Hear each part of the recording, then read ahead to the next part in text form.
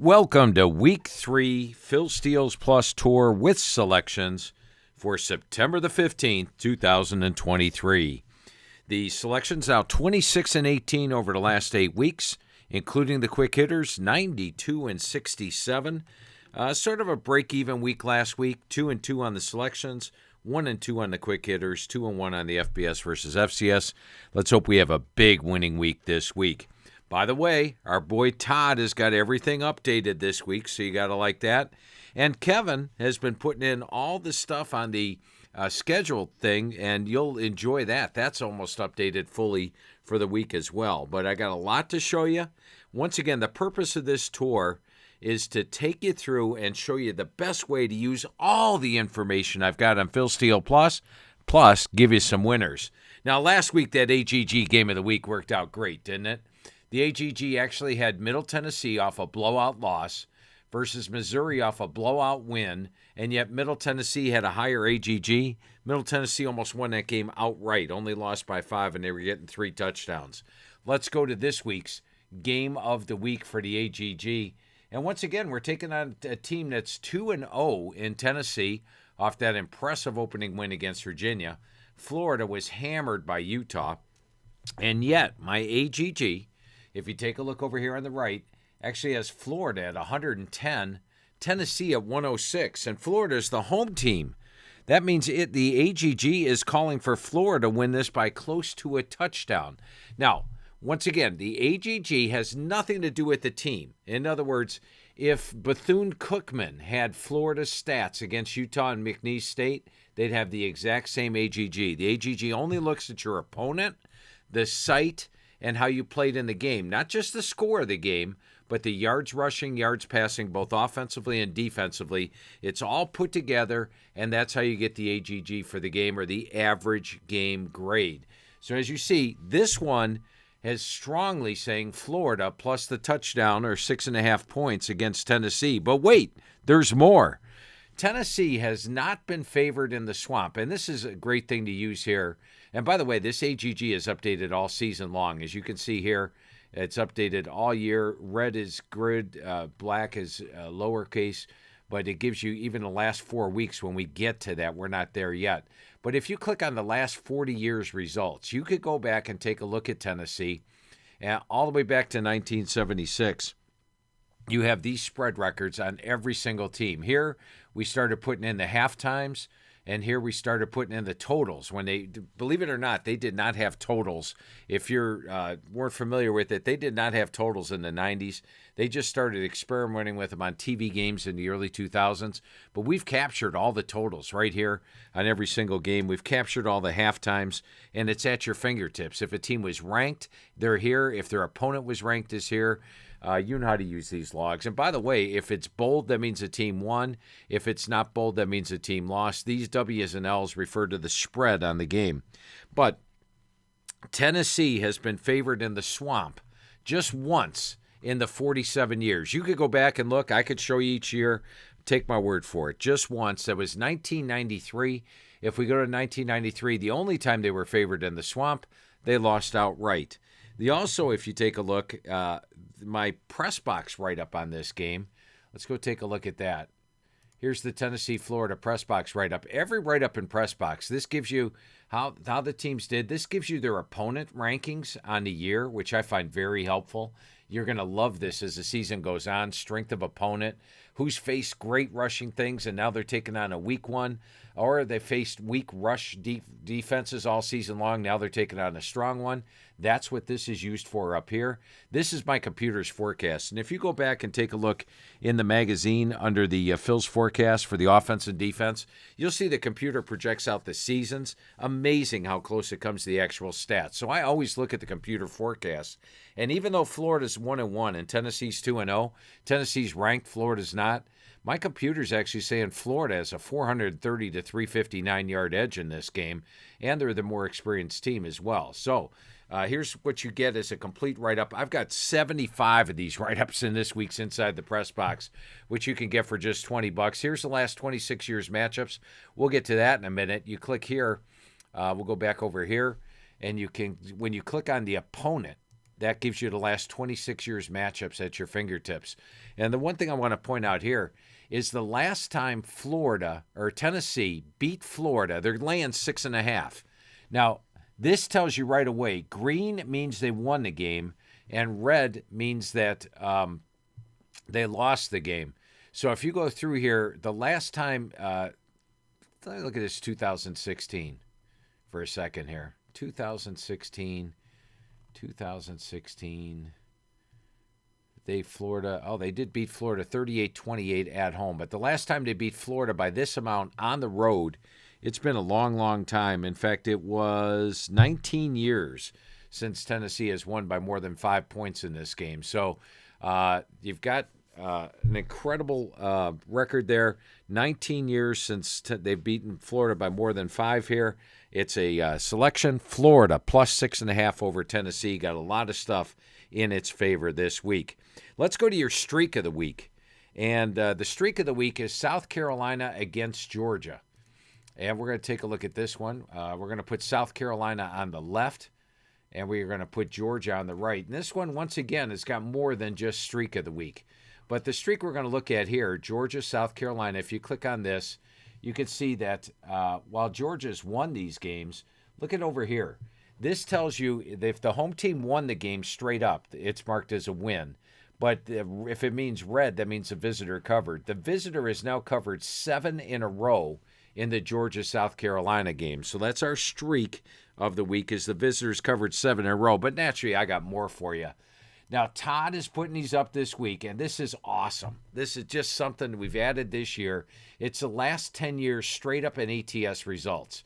Let's put Georgia over there and South Carolina over here. Let's examine Georgia a little bit closer. I say this every week. Kirby Smart, if you look at him as a home favorite, struggles, 24-34. Make him an away favorite, however, 24-14.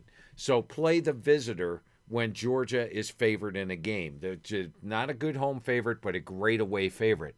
Let's look a little bit closer here. How does he do as a conference favorite of 20 or more? Well, Georgia's just 11-15 in that role, so not very good, and they don't do well as a home favorite. Let's look at South Carolina now. South Carolina as a conference dog of 20 or more. This is the same logs that you have in your magazine, but they're expanded here on the website. And look at this, conference dog by 20 or more. They're getting 27.5. South Carolina is 6-2 in that role. So you've got a strong dog. And remember last year, South Carolina was a dog twice. The Clemson and Tennessee, they upset them both outright. Knocked Clemson out of the playoff, knocked Tennessee out of the playoff. So South Carolina's in its role. Georgia's not in its role.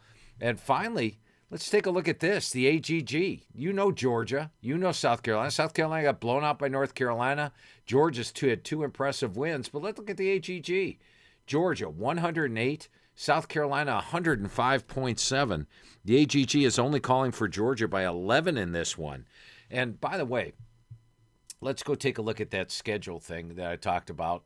What you do is you click on you go to the Phil Steele Plus team page. You have to be a Phil Steele Plus member to get here. And click on 2023 Phil's Lines versus all FBS versus FCS games. Then click right here where it says download all the lines. This comes up for you for the entire week. Let me expand this out a little bit and see if we can blow it up. There we are. We'll get this a little bit bigger. There we go. And we take a look here. We're going to keep track of all the records all year. But like the situation, for example, the best bets on the situations have been doing well. Here's the best bet record, 7-2. The plus minus was 8-2. This was after week 1. The plus minus last week dropped to 9-6. It only went 1-4. But the AGG in its first week went 9-4 on the best bets. The situation plays 14-4. And how you see a best bet, look here and see the green. And the green tells you if it was a best bet. Now here for situation, if it's a positive number, that favors the home team. If it's a negative number, that favors the visitor. If it's colored in black when it's green, that means it won. If it's colored, the team name is in red, that means that the prediction lost. So as you can see, the best bet's 9-4 for the AGG last week. This is naturally an AGG play. Georgia's 27.5-point favorite. The AGG only has them winning by 11. And then finally, and then we just gave you the angles as well. So you got the streak, You got the angles. You got the AGG. We're taking South Carolina plus 27.5 in this one. Let's go to our Underdog series of the week. We'll get back to this chart probably a little later, so I'll pull it over here for now. And we're going to go to our Underdog series of the week. We got that there. And, oh no, we'll have to pull this one back. Actually, let's just go ahead and get a new window here. Bring it in and get our teams back up for the Phil Steele Plus. You just go to Phil Steele Plus. By the way, we have NFL information while I'm clicking around here, just showing you. You can get the team pages for the NFL, all updated each and every week. The Cleveland Browns, by the way, won last week, 24-3. Very impressive. Look at that. Held them to 142 yards. A couple interesting stats you might see from the NFL last week. You go at the New England Patriots. They actually had a 382 to 251 yard edge against Philadelphia in that game. That was interesting. But NFL, and you can also click Cleveland's playing Pittsburgh this week. How does Cleveland do? At Pittsburgh, there's a loss. At Pittsburgh, there's a loss. At Pittsburgh, there's a loss. You can see this right here. Takes you back the last 22 years, home and away. It's all there. Same thing with the home team. Same thing with the totals. It's all in there for the NFL. I don't show a lot of NFL here. I'm a college guy, but you also get FCS. We'll delve into the FCS a little later. Let's line this game up. We are talking about the streak of the week, and it's Northwestern is traveling to face Duke. Or actually, this is the Underdog series of the week.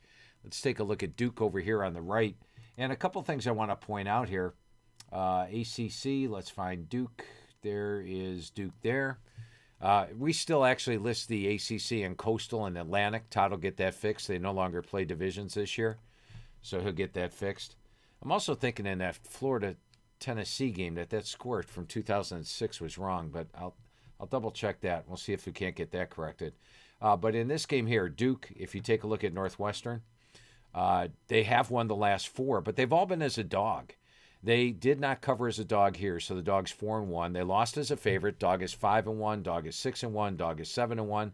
Dog is 8-1. Dog is 9-1 the last 10 years. And look over here. This is interesting. When Duke plays Northwestern, not only is the dog 9-1 against the spread, how about 7 outright upsets in the 10 years? So this is an underdog series.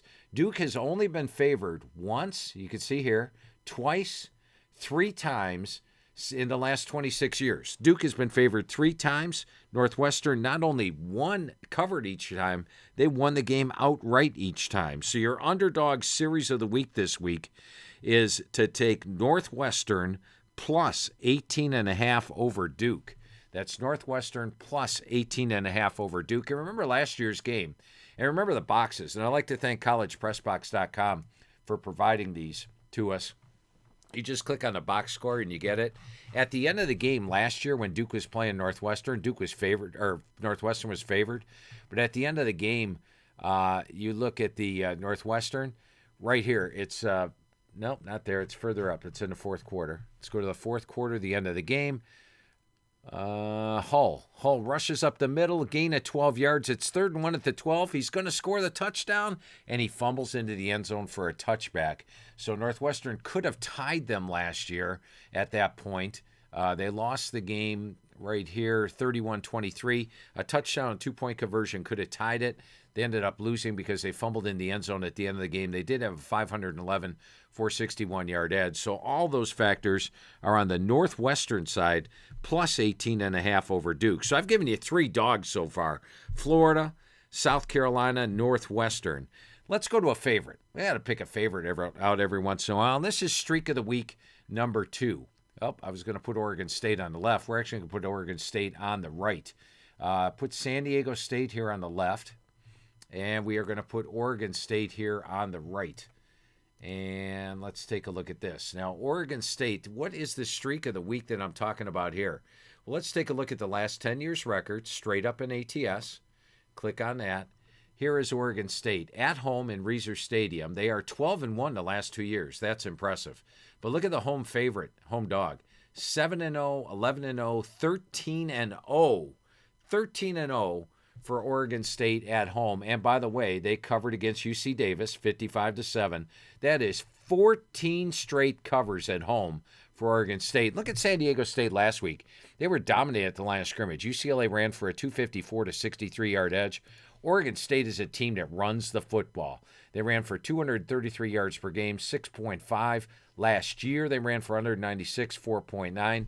They should be able to run on a smallish San Diego State defensive front that gave up a lot of rush yards to UCLA last week. So I like the matchup, and I like the streak of the week at 14-0. And then how about the AGG on this game? Oregon State blew out San Jose State by 25 on the road. I like San Jose State in that game, and Oregon State really impressed me. They are at a 121.1. San Diego State's playing at an 82.7. The average game grade says Oregon State by 40.3. That's 40.3.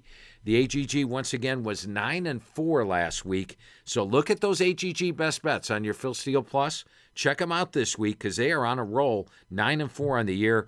So let's go for our streak of the week number 2. We're taking Oregon State minus 24.5 over San Diego State as they go to try to cover their 15th straight game at home this year.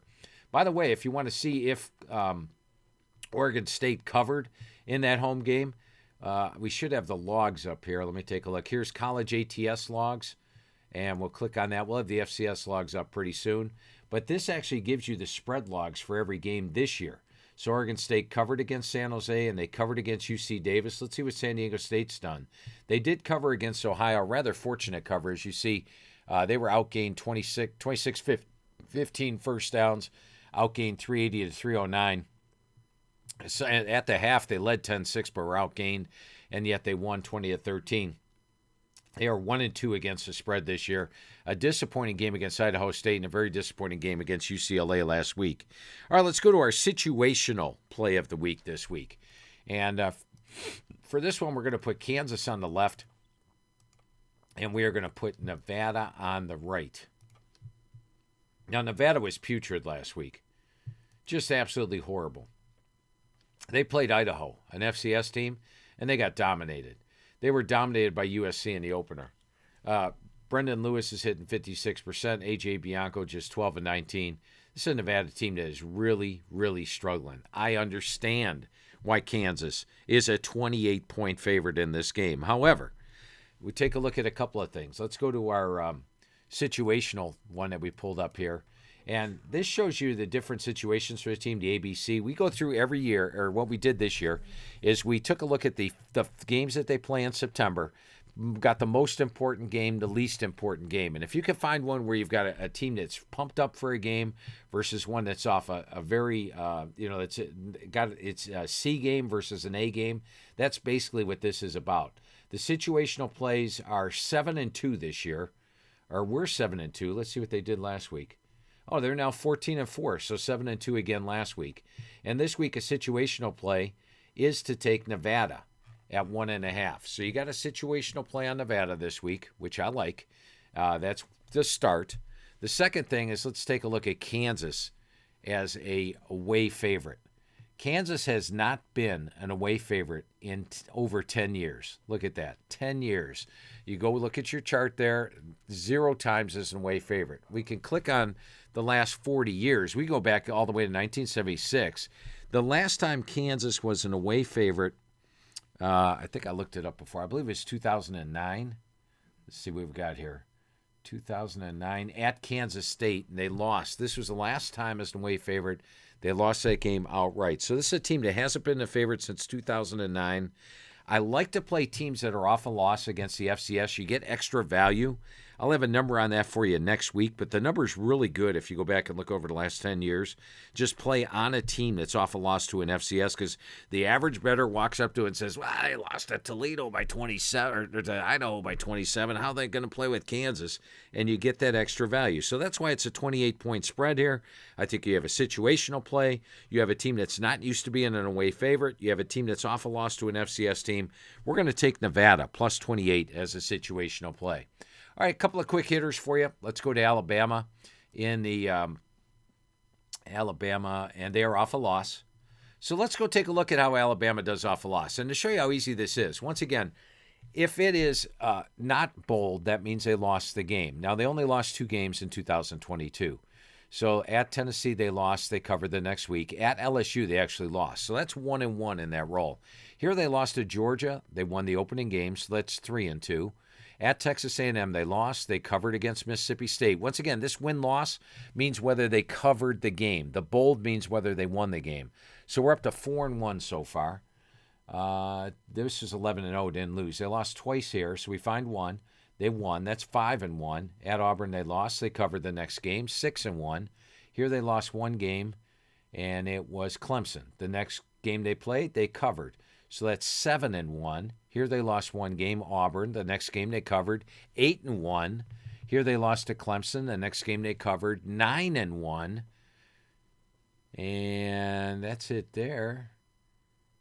And here's the last loss. They won by 34, laying 38. So Alabama is 9-1 off a straight-up loss since 2016. I'm taking Alabama minus 33 over UCF. They need to have a good game. I'm also going to look at the New Mexico State game. This one could be an AGG play. I would have made it one of the top ones if they were a dog. I loved how Middle Tennessee was the huge dog last week and had the better AGG. This one, New Mexico's a 1-point favorite. It's sort of like they're an underdog, but they're not an underdog. But let's click on this.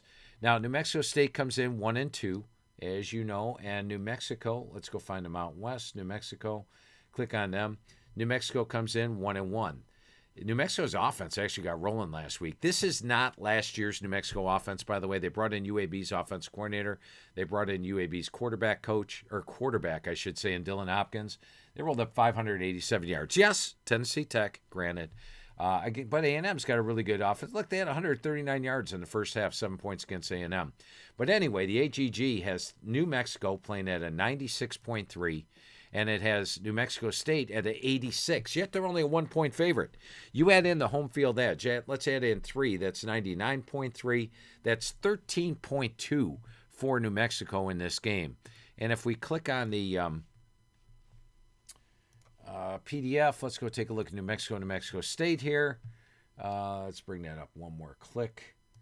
And we're going to see that the computer actually has New Mexico with a 434, 382-yard edge, winning the game 35-28. They're only a 1-point favorite. So your quick hitter here is New Mexico, 35-28. You want to get a write-up like this on every single game, 75 of them this week? Get Inside the Press Box. It's just $20 a week, $169 for the year. And the beautiful thing, guys, subscribe to Inside the Press Box for the year for the $169. You get Phil Steele Plus, a $99 value, absolutely free. Just go to philsteele.com and sign up for that now. All right, let's take a look at some FBS versus FCS matchups. I'm going to say that Chris, my man who really handles the FCS, I asked him last night for his top 3 plays. He gave them to me. I'm going to use them. We're going to put them right up here. We're going to start with that Middle Tennessee State. That's way under the radar right now. They're 0-2. They need a win. They're right over here. They're playing to an AGG of 97.4, and they're playing Murray State. A couple things I want to show you about Murray State. Now, once again, you can just roll down here and go to Murray State. We're going to click on them. Murray State last year was 2-9. Not only were they 2-9 last year, guys. Let's take a look at this. If you have my FCS magazine, and click over here again. Let's get to that PDF. Murray State's right. If you have the FCS magazine, it's just like the FBS magazine, except we only have the last 5 years spread records. But look at this. Last year, they were just 2-9 against the spread, for crying out loud. They got blown out quite often, 31, 29, 35. So this is a team playing in the FCS, gets blown out quite often. They have opened up the year. What have they opened up so far? They did beat Presbyterian, and then they lost to Louisville last week, 56-0. Middle Tennessee's only minus 27.5 here. This is a team that was 2-9 against the spread. Middle needs a win. And if you click here, this is interesting. Click here on the FCS opponent. It tells you how Middle does against FCS teams. 49-6, 50-15. They are 1, 2, 3, 4, 5, 6-1 against the spread when they play FCS already. They're 0-2. They need a win, so you know they're going to do well. Now over here, if this is green, that's the FBS team. So they have not beat an FBS team. They have actually covered 4 of the last 8 that they played, but still, this is a team that was 2-9 against the spread last year. Their quarterback's hitting 46%.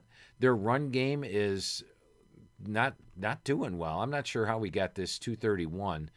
There might be, let me look under individual stats here. Yeah, well, they had a lot of different guys run the ball, but they don't really have a feature runner right here, right now. They had a lot of guys run the ball against Presbyterian. So add it all up. You won with Middle last week. Let's win with Middle again. Take Middle Tennessee minus 27.5 against Murray State. This next one's interesting. It's Samford against Auburn. Let's line Samford here up on the left. Let's line Auburn here up on the right. Auburn just played a late-night game, and their defense got banged up. I'm a little concerned about Auburn's defense this week. They're banged up. They're coming off a late-night game. I don't know if we're going to see a dominating Auburn defense this week. Samford last week did only put up 7 points, but that's a game that got impacted by the weather. So I think when you look at Samford last year, they put up 434 yards per game, 33 points per game. And look at this game from 2 years ago. Remember when they played Florida? It was 70-52.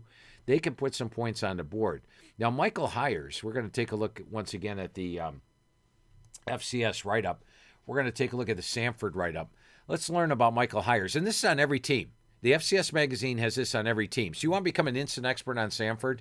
This tells you that last year they lost Liam Welch, who was also their number 2 rusher. But Michael Hires stepped in.